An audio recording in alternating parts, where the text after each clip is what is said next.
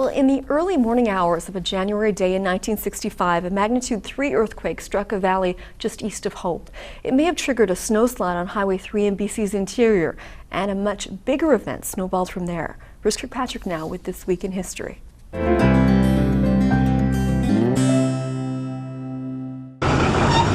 Crews began searching and clearing debris in the days after the side of a mountain gave way 49 years ago this week in history.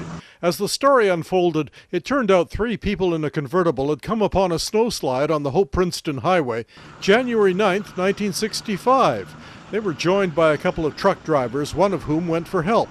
Just before 7 a.m., a much larger slide came down, and it was deadly.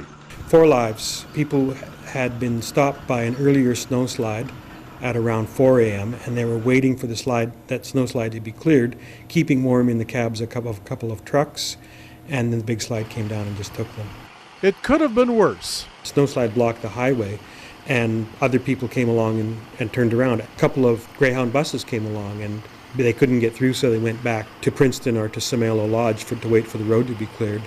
The massive rock face of Johnson Peak had split and fallen across the Nicolum Valley at 6:58 a.m. 47 million cubic meters of rock, mud, snow, and trees changed the landscape of the valley, destroying 3.5 kilometers of Highway 3 and more. Outram Lake, sometimes known as Beaver Lake, was totally displaced by the debris, and the lake bed and the surrounding land was pushed across the valley and up the opposite side. 2 bodies were recovered, Bernie Beck and Thomas Starchuk.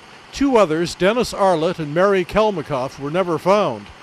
In the debris, a search dog located 2 men's jackets. One contained a card that identified a missing truck driver. Highways Minister Phil Ghilardi was on the scene. In a rather poignant shot, you can see him holding a small piece of paper, which I believe is the insurance card of one of the drivers. The Hope Slide is the largest known landslide in Canadian history, even bigger than the slide that killed at least 76 people and wiped out part of Frank, Alberta in 1903. The Frank slide in Alberta was apparently 30 million cubic meters, whereas this slide was 47 million cubic meters. If you imagine the entire municipality of Esquimalt covered to the height of a 2-story building, that would take 47 million cubic meters. In just 13 days after the Hope Slide, a temporary road had been built through and over the slide, and the highway was reopened on January 22nd. The scar of a giant slide remains as evidence of a disaster almost a half-century ago.